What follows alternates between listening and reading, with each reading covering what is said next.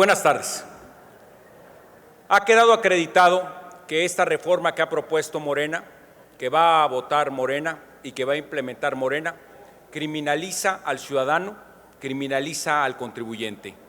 Ha quedado acreditado sin argumentación en contra por parte de los grandes oradores y juristas de Morena aquí presentes y ausentes. La ley de delincuencia organizada criminaliza al ciudadano, criminaliza al contribuyente. La ley de seguridad nacional también es modificada, criminalizando al ciudadano, criminalizando al contribuyente. Y el Código Nacional de Procedimientos Penales también es modificado, criminalizando al contribuyente, criminalizando al ciudadano. Pero no hay cuarto malo. Analicemos ahora el Código Fiscal de la Federación y veámoslo en una historia de 3 etapas y un final feliz. La primera etapa es cómo es que recibimos en esta legislatura la legislación en el Código Fiscal de la Federación en cuanto a las facturas falsas.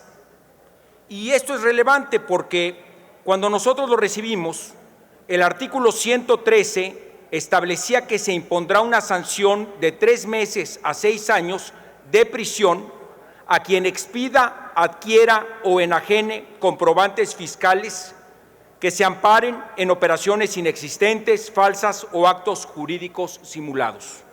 Así lo decía el artículo 113 del Código Fiscal de la Federación cuando nosotros llegamos a conformar esta legislatura.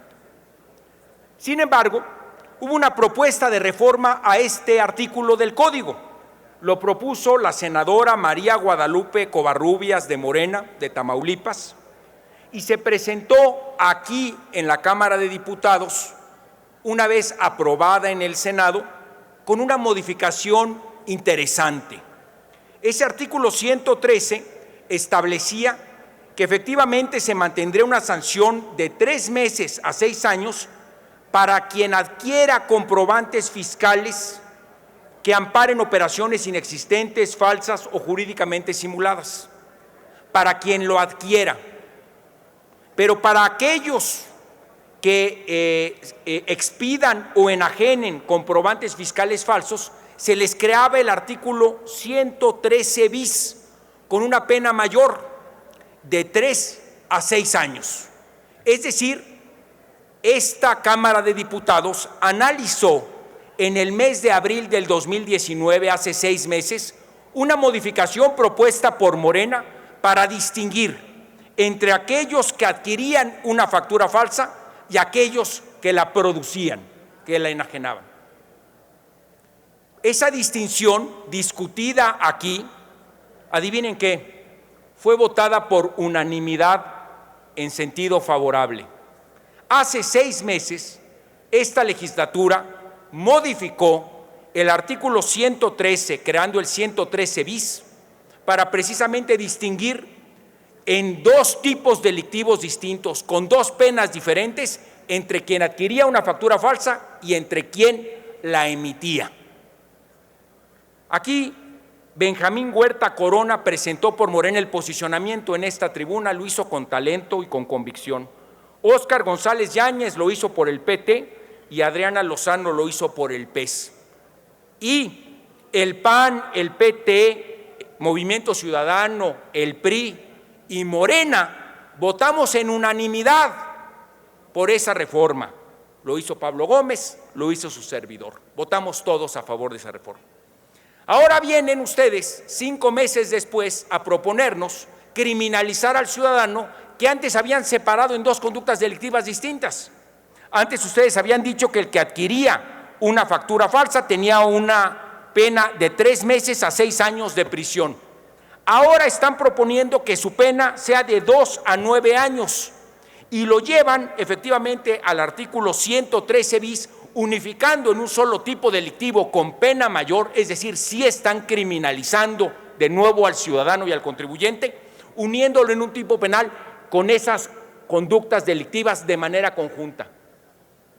¿Qué pruebas tienen empíricas para que hace 5 meses aquí de manera convincente ustedes propusieran separar las dos conductas delictivas, dejando con menos pena al que adquiere una factura falsa y estableciendo una pena mayor a quien la vende, para que ahora 5 meses después, a una reforma que se aprobó aquí por unanimidad, digan que no, que hay que volverlos a juntar en el 113 bis y a incrementar la pena de manera considerable para todos por igual. 3 episodios y un final feliz. Aquí lo pueden arreglar. La propuesta que presento a continuación es regresar las cosas a como las votamos por unanimidad. Tiempo, diputado. Regresar las cosas, Presidenta, a como las votamos por unanimidad. Distinguir las dos actividades y establecer un tipo de pena menor para quienes la compran de quienes la imitan, como ustedes lo propusieron hace 5 meses y como se votó aquí por unanimidad a propuesta suya. No hay argumento para que digan que no. Concluya, por favor. Nada en el dictamen dice que cambiaron de opinión, ninguna razón. Y por último, Presidenta, aquí está la hoja que determina las tasas de evasión por tipo de impuesto que venía en la propuesta del Senado de la República. Y viene una tabla del 2005 al 2016. Pues bien, en el 2005 se evadían, según la tabla del Senado, 5.2 puntos del PIB, 5.2. Para el 2016, esa cifra bajó a 2.6. La misma documentación del Senado dice que la evasión fiscal está disminuyendo de manera considerable a lo largo del periodo 2005-2016. En consecuencia, señores, señores, final feliz, acepten esta propuesta y regresen las cosas a como las votamos de manera unánime hace 5 meses. De lo contrario, son unos contradictorios. Muchas gracias. Consulte la Secretaría de la Asamblea en votación económica